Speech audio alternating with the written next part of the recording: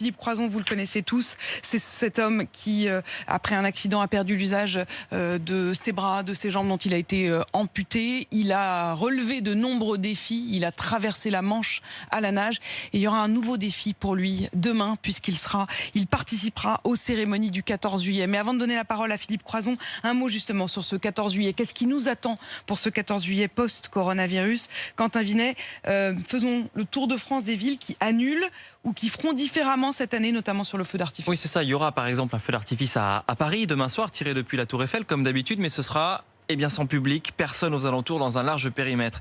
Une mesure trop contraignante pour d'autres grandes villes comme Marseille, Lyon, Nantes, Bordeaux qui ont carrément décidé d'annuler le feu d'artifice cette année. Il n'y aura rien, un feu d'artifice qui sera tiré à 6 endroits différents à Calais pour éviter que la foule ne se rassemble à un seul et même endroit, tiré même depuis la montagne à Luchon dans les Pyrénées, 1800 mètres d'altitude. Toute la vallée va en profiter. Les habitants ne seront pas obligés de se réunir dans un seul et même lieu. Et puis des feux d'artifice qui sont décalés d'un mois par endroit. Par exemple en Bretagne, plusieurs villes comme Guingamp ou Paimpol ont reporté leur feu d'artifice du 14 juillet d'un mois donc au 15 août. Ce sera le 14 juillet en août. C'est ça. Ce sera les juilletistes et les haussiens mélangés. Merci Quentin Vinet. On est avec Philippe Croizon, bonjour. Merci beaucoup de venir témoigner sur RMC ce matin, Philippe Croizon. On vous connaît bien. Je voudrais juste rappeler votre histoire. Le 5 mars 94, alors que vous alliez démonter votre antenne de télévision sur votre toit, vous avez été touché par une ligne électrique de 20 000 volts. 3 mois d'hospitalisation dans un centre intensif et vous avez dû subir des amputations du bras gauche, du bras droit, de la cuisse droite et du membre inférieur gauche. Depuis, vous êtes devenu une des figures de la vraiment de cette énergie. Vous avez traversé la Manche à la nage et nouveau défi donc demain puisque vous allez participer aux cérémonies du 14 juillet. Racontez-nous. Exactement, merci de m'accueillir Apolline. Vous l'avez très bien dit, j'ai pris 3 décharges de 20 000 volts et depuis ce temps-là, je suis devenu distributeur d'énergie positive. C'est pas mal quand même, non? Donc, pardon? Vous redistribuez l'énergie. Exactement, je suis devenu distributeur d'énergie positive. Vous voyez, avant le confinement, je donnais à peu près une conférence tous les 2 ou 3 jours pour offrir cette énergie, offrir le possible, le tout est possible.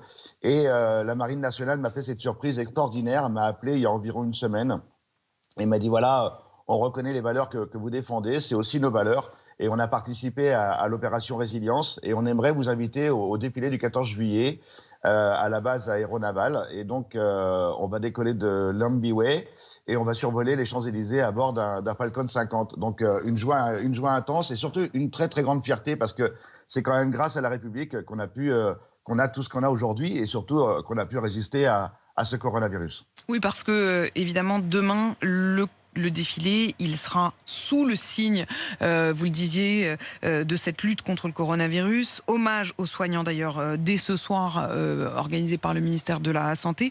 Et puis cette idée demain d'une nation engagée, unie et solidaire. Voilà le thème de ce défilé. Vous vous êtes entraîné déjà? Est-ce qu'ils vous ont emmené? Comment ça va se passer concrètement?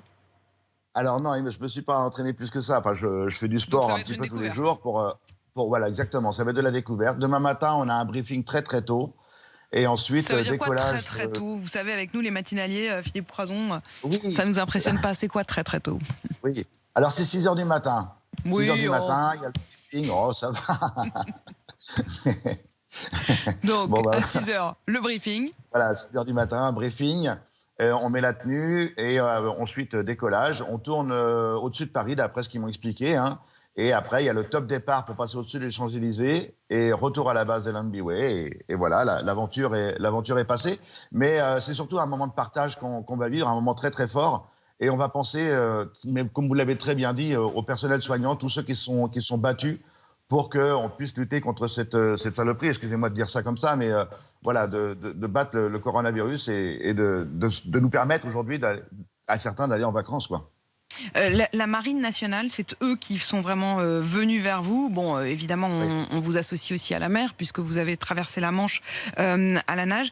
Est-ce que ça pourrait être le début d'une complicité plus longue avec eux? Oh, mais la complicité, elle a déjà commencé depuis la traversée de la Manche à la nage. Quand ils ont appris qu'il y avait un petit Français du côté anglais qui allait traverser la Manche sans bras et sans jambes, sans rien me dire, hein, à l'époque, c'était l'amiral Lajousse qui était en place. Ils ont mis toute une sécurité autour de moi. Quand j'ai atteint les eaux territoriales françaises, ils ont mis un bateau à côté de moi. Et il y avait un hélicoptère prêt à décoller au cas où s'il y avait un danger ou quoi que ce soit. Et quand je me suis entraîné pour relier les 5 continents à la nage avec mon camarade Arnaud Chassery, on s'est entraîné avec les plongeurs des mineurs excusez-moi, dans le sud de la France, à Saint-Mandrier. Et voilà, j'ai cette expérience avec eux, avec la Marine nationale, et puis avec mon frère qui va être avec moi dans l'avion. On était tous les deux dans l'infanterie de marine. Il sera avec vous demain. Oui, extraordinaire. Enfin, c'est pareil. Mon frère devait défiler sur les Champs-Élysées avec le corps des sapeurs-pompiers, le SDIS 86 de la Vienne. Oui. Et c'était annulé. Comme vous l'avez entendu, c'était annulé. Donc, un petit pincement au cœur pour lui. Et je l'ai appelé. Je dis, voilà, alors ton 14 juillet, il dit, ah non, c'est annulé et tout. Je dis, bah, tu vas le faire. Il me dit, non, c'est annulé. Je dis, bah, écoute, tu vas le faire, mais avec moi, mais en l'air, avec l'avion. Et on va être tous les deux. Parce que mon frère a toujours été présent depuis mon accident, comme mes parents, comme ma famille. J'ai eu cette chance inouïe. Vous voyez, tout à l'heure, on parlait de résilience. J'ai eu cette chance inouïe d'avoir cette famille, ces amis qui ont toujours été à mes côtés. Et c'est ce qu'on a vécu aussi un petit peu pendant ce confinement, cette entraide collective. Et vous savez, quand on rentre dans l'univers du handicap ou qu'il nous arrive une tuile, on a 5 phases à franchir, 5 phases obligatoires, les 5 phases du retour à la vie. Et je pense que tout le monde va se reconnaître. D'abord, on a eu le déni, on a refusé ce qui nous arrivait. Après, on a eu une sorte de négociation. On voulait savoir, est-ce que j'ai vraiment le droit, est-ce que je dois mettre un masque? Et après, on a eu la phase de dépression un petit peu et la phase de colère. Et ces phases-là, on va les revivre, encore une fois, avec peut-être ce bouleversement économique qui va nous arriver. Donc, collectivement ou individuellement, on est obligé de passer par ces 5 phases. Et c'est encore pour ça que la Marine m'a invité, justement, pour délivrer un petit peu ces messages d'espoir, de tout est possible. On va y arriver, mais ensemble. Le jeu, J-E, n'existe pas, c'est on va y arriver ensemble. Et on a besoin de ce genre de message aussi aujourd'hui. Le peuple a besoin de ce message parce qu'il faut vraiment se relever la tête et dire allez, on va y arriver ensemble. On va y arriver ensemble. Merci d'être venu justement délivrer ce message ce matin sur RMC. Philippe Croizon, merci à vous. Vous le disiez, vous serez donc dans l'un des avions demain pour participer à ces cérémonies du 14 juillet. Des cérémonies évidemment un peu particulières après ce confinement et dans ce cadre de risque de virus encore. Il n'y aura donc pas de défilé sur les Champs-Élysées, mais il y aura un défilé au-dessus des Champs-Élysées. La patrouille, les hélicoptères, les avions, l'emblématique patrouille de France, bien sûr. Merci beaucoup Philippe Croizon ce matin sur RMC.